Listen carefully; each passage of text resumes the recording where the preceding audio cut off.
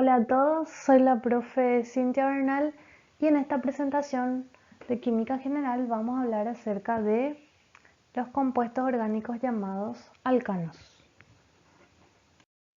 Hablaremos acerca de los hidrocarburos, cuáles son los tipos de hidrocarburos y luego nos adentraremos a los alcanos, notación y nomenclatura y algunas reacciones de importancia ambiental e industrial. Entonces, ¿qué son los hidrocarburos? Son compuestos formados únicamente por átomos de carbono e hidrógeno. Entonces, hidro hace referencia a hidrógeno y carburo a carbono. Tenemos dos tipos de hidrocarburos que son los alifáticos y los cíclicos. Se diferencian por la estructura. Los compuestos alifáticos forman estructuras lineales como esta que vemos acá y los hidrocarburos cíclicos forman estructuras cerradas, que solemos representarlas con figuras geométricas como las que vemos acá, en la que cada uno de estos puntos representa un átomo de carbono. Un ejemplo de un hidrocarburo bastante común es el metano, que es también el hidrocarburo más simple, constituido por un solo átomo de carbono, que es el componente principal del gas natural con gran aplicación o gran uso a nivel doméstico. Los hidrocarburos alifáticos vuelven a clasificarse en tres tipos. Son los alcanos, alquenos y alquinos. Y esta diferenciación se debe al tipo de enlace. Hablamos de alcanos cuando los enlaces que unen a los átomos de carbono, como vemos aquí, son enlaces simples. Es decir, que se comparte solamente un par de electrones, si recordamos la estructura de Lewis. Cuando hablamos de alquenos, hablamos de estructuras en las que se observan enlaces dobles, es decir, que se comparten dos pares de electrones en este enlace entre los carbonos. Y por último tenemos los alquinos, en la que vamos a ver enlaces triples en donde se comparten tres pares de electrones. Otro punto importante es diferenciar entre los hidrocarburos saturados e insaturados.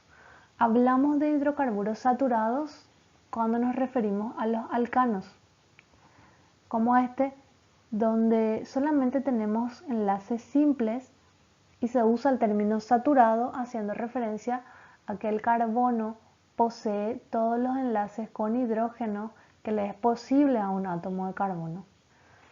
Y hablamos de hidrocarburos insaturados para referirnos a los alquenos y a los alquinos, donde tenemos enlaces múltiples. ¿Cuáles son las reglas para nomenclar los hidrocarburos? ¿Cómo asignamos los nombres a estos compuestos? Antes, tenemos que tener en cuenta que podemos encontrar varias representaciones del mismo compuesto.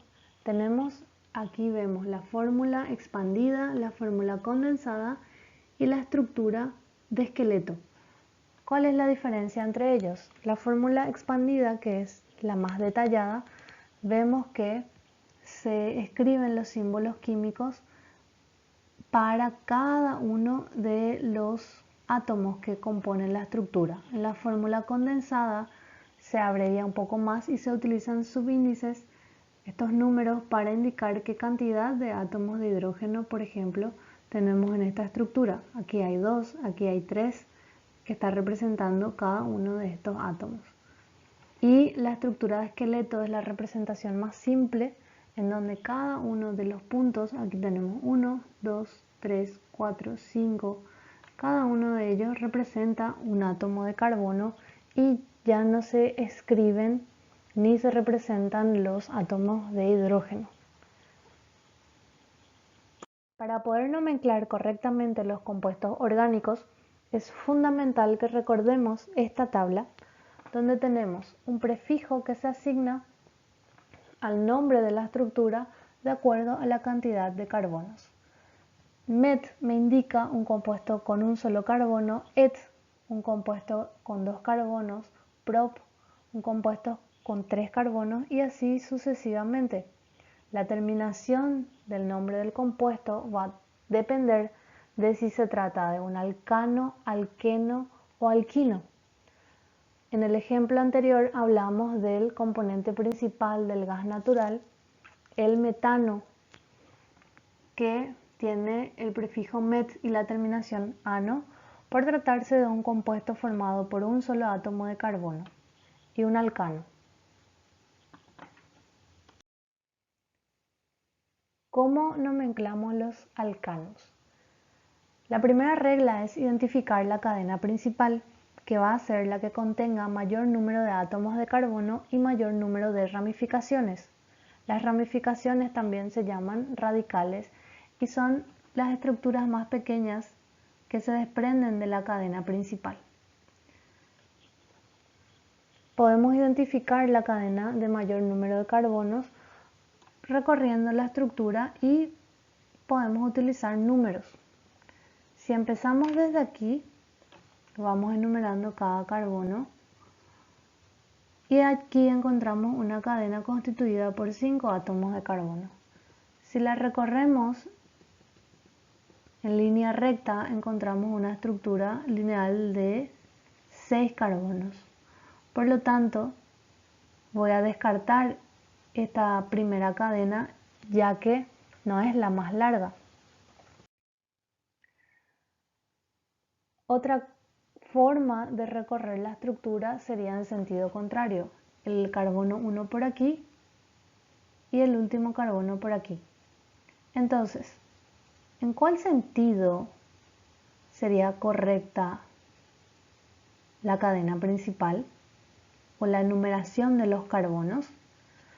Tengo que tener en cuenta esta regla. La numeración de la cadena principal se enumera de un extremo al otro de manera que los carbonos con cadenas laterales tengan los números más bajos. Los carbonos que contienen cadenas laterales son los encerrados en recuadro verde, este y este. Estas son las cadenas laterales. Entonces, la numeración sería la que está en color fucsia, debido a que los números que corresponden, si enumeramos en ese sentido, son 2 y 3 para estos carbonos.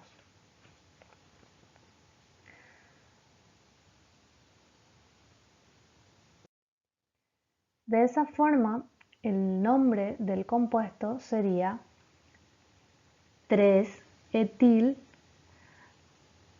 Etil, recordemos que et es el prefijo utilizado para designar a una cadena de 2 carbonos. El etil se encuentra sobre el carbono 3 y la terminación il o ilo se da cuando se trata de una ramificación o de un radical. En la cadena 2 tenemos una ramificación de un carbono, por lo tanto se va a llamar 2-metil. Y la cadena principal está constituida por 6 carbonos, por lo que se llamará hexano. Recordemos que los alcanos solo tienen enlaces simples en su estructura y es debido a eso que tenemos la terminación ano.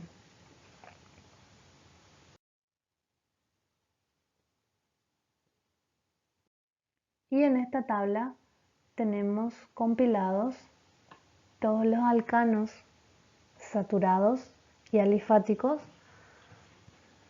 que se forman cuando tenemos de 1 a 10 carbonos. El más simple, como ya mencionamos, el metano, 2 carbonos, etano, 3 carbonos, propano y así sucesivamente, siempre con la terminación ano que me indica que es un alcano o un hidrocarburo de enlaces simples. Vamos a ver algunas reacciones químicas que son de interés industrial y ambiental. Vamos a empezar con la combustión. Aquí tenemos como ejemplo la reacción entre el metano más 2 moléculas de oxígeno.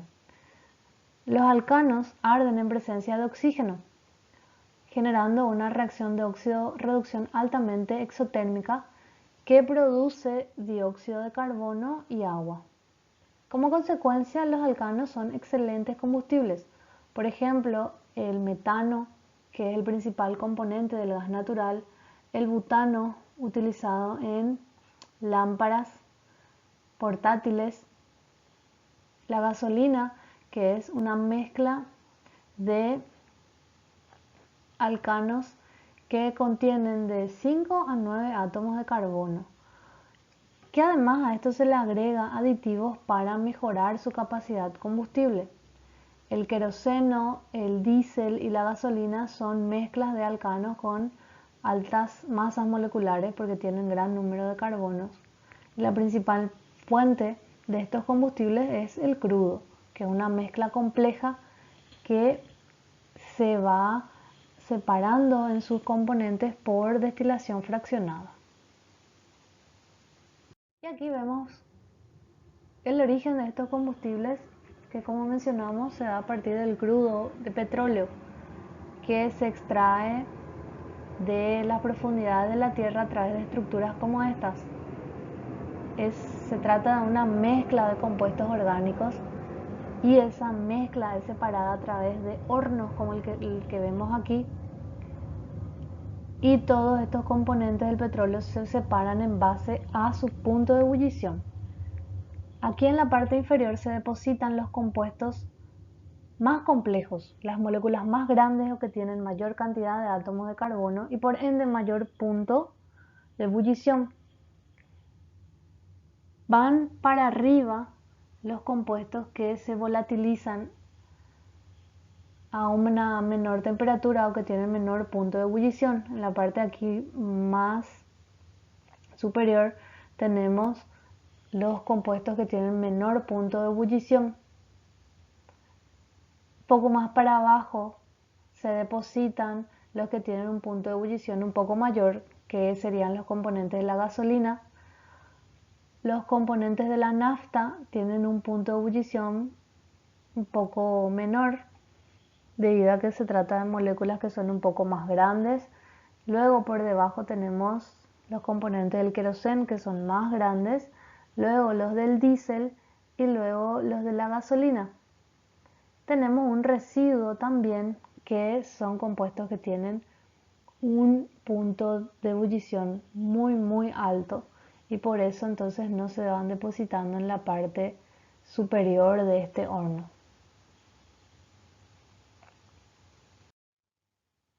Y es así como a partir de este crudo se van separando los diferentes componentes que tienen diferentes aplicaciones. Aquí tenemos la gasolina, también se separa el combustible de avión.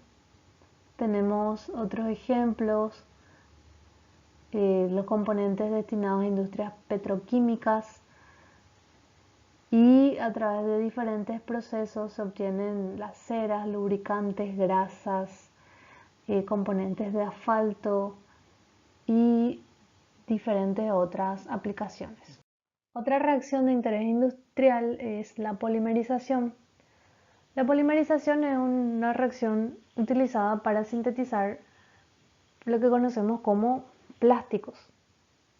Aquí, por ejemplo, tenemos el policloruro de vinilo, conocido comúnmente como PVC, que se obtiene a partir de un precursor o un monómero, que es el cloruro de vinilo.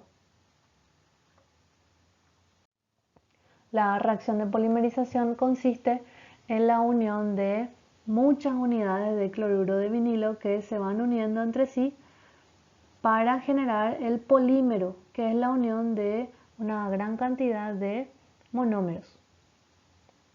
El mecanismo a través del cual ocurre la polimerización puede ser de condensación o puede ser de adición.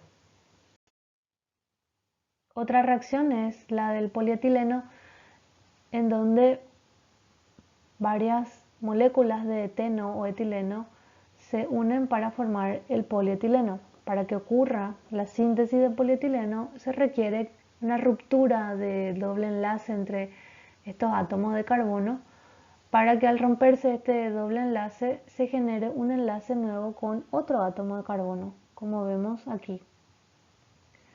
Y se genera entonces el polímero llamado polietileno, que se utiliza como frascos o como bolsas de plástico.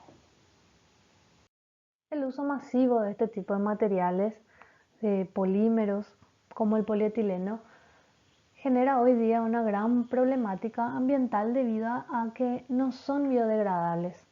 Tardan mucho tiempo, muchos años, cientos de años en desaparecer del ambiente. Mientras tanto se encuentran depositados y hoy día hasta generan islas en el océano, que hoy día se sabe que son 7 y son el resultado de 8 millones de toneladas de desechos, según la estimación más reciente, que invaden los mares y océanos. Esta invasión genera la llegada de estos plásticos también a animales acuáticos como peces, y a través de ellos también llega a los seres humanos que se alimentan de estos peces, generando una gran amenaza para nuestra salud.